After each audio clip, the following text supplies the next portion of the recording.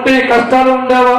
నువ్వు ఉంటే తిప్పలు అని అనుకుని దేవుడు ఏదో అన్యాయం చేసినట్లుగా, ఏంటంటే దేవుడు ఏదో నీకు అన్యాయం చేసినట్లుగా, దేవుడు దూషించేవారిగా, దేవుడు చదువుకున్నవారిగా, ఆ పూట ప్రార్థన మానేసేవారిగా, మందిరం అలుగుతున్న వారిగా మారుతున్న భక్తులు తనడు బయటికి రండి. నీ కొడుకును అన్యాయం చేసేవాడు అయితే నీకు అన్యాయం చేసినక్కే. నీ కూతురికి నువ్వు అన్యాయం చేసే తల్లి అయితే నీ అన్యాయంటే నీకంటే గొప్ప ప్రేమ నాదుగా పచ్చగా. తల్లి కంటే తండ్రి కంటే ఘనంగా ప్రేమించే దేవుడి ప్రేమ నీకు అన్యాయం చేసి పెడతావా? నీ బిడ్డలకు నువ్వు అన్యాయం చేస్తే తల్లిగా ఉంటావా? ఎంత తాగుపోతైనా బిడ్డకి అన్యాయం చేయడు కదా. ఎంత తిరిగిపోతైనా ఓ కూతురు పెళ్లి చేసినప్పుడు ఏడుతో కన్నీళ్ళు వెళ్ళేటప్పుడు నీ తండ్రిని ప్రేమించవాలి. సర్వలోకాన్ని సృష్టించిన దేవుడు దేవదూతలను ప్రేమించాలా, ప్రకృతిని ప్రేమించాలా, జీవరాశులను ప్రేమించాలా. తన కొడుకు కంటే ఎక్కువగా మనల్ని ప్రేమించే దేవుడు. రోమియోకు రాసిన పత్రిక 8వ అధ్యాయము 31వ వచనం చదవండి ఒక్కసారి.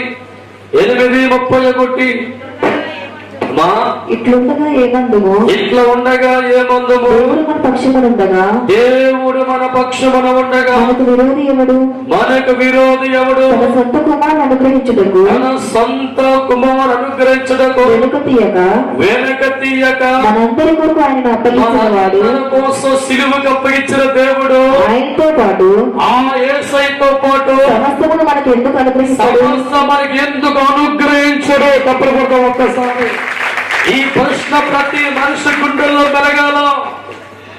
మానవ జీవితం సంతోషంగా ఉండాలని, మనుషులందరూ కూడా ఆనందంగా ఉండాలని, రోగాలతో జబ్బులతో మానవ జీవితం ఉండకూడదని, మట్టి మనిషిని మహిమకరంగా మార్చాలని, మానవ జీవితంలో ఉన్న కన్నీరు తుడవాలని, దుష్టాత్మ చేతుల్లోంచి మనిషిని విడిపించాలని తన కుమారుణ్ణి మన కోసం సిలువకు అప్పగించిన దేవుడు, బాధలకు అప్పగించిన దేవుడు, రోగ అప్పగించిన దేవుడు అన్నాడు, నా కొడుకునే మీ కొడుకు చెప్పుకున్న నేను మీకు ఎందుకు కైరము చేయలేను?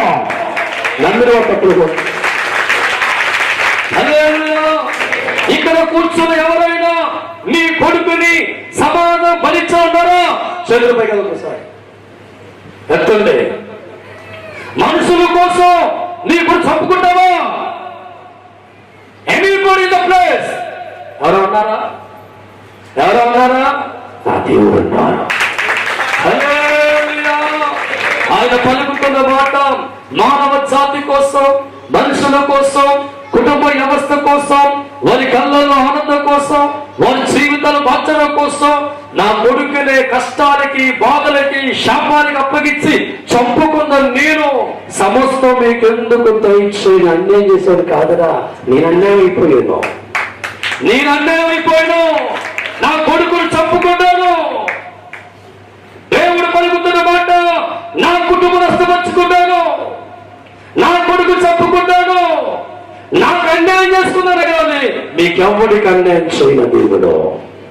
ఈ మాట నీకు అర్థమైతే కలలో కూడా దేవుడిని ఇలా చేశానేంటయ్యా అన్నో.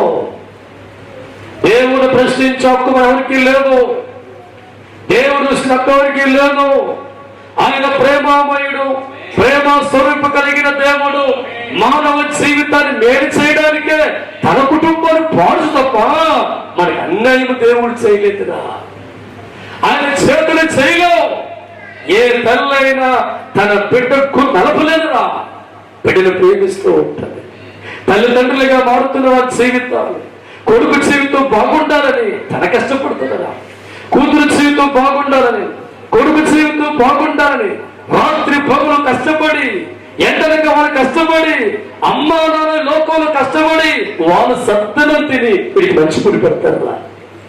స్వామి ఉంటే ఇద్దరు మంచిగా ఉంటే అమ్మా అనుకుంటారు మన పస్తున్న పర్వాలేదు, బిడ్డలో ఉండకూడదని కళ్ళల్లో వరకు పాలు తెలియపరచుకుంటా వేడి వేడి అండ వండి పెట్టి అంట తినేసాం మంచి తాగుతారు.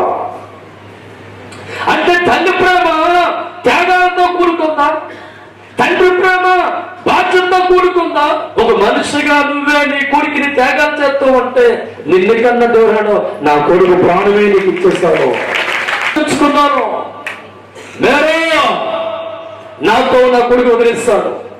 నా కొడుకు బంధం తెచ్చుకున్నాను. వాడు ఏనాడు కూడా కష్టము తెలియని నాతో ఉన్న యేసునే కష్టాలకు అప్పగించాను, శాపానికి అప్పగించాను, చెప్పులకు అప్పగించాను. అవును, ఎందుకంటే నువ్వు పడవలసిన చెప్పులు, నువ్వు చందవలసిన అవమానాలు, నీ కాదు కన్నీరు, నీకు పడే వేదన నువ్వు పడకూడదని, నువ్వు సుఖముగా ఉండాలని, నువ్వు ఆనందంగా ఉండాలని, నువ్వు దేవుడితో సమానంగా మార్చబడాలని, నేను కూర్చోబెట్టాలని నా కొడుకుని, నా బంధాన్ని వదిలేస్తే నేను మీకు అన్యాయం చేస్తాను.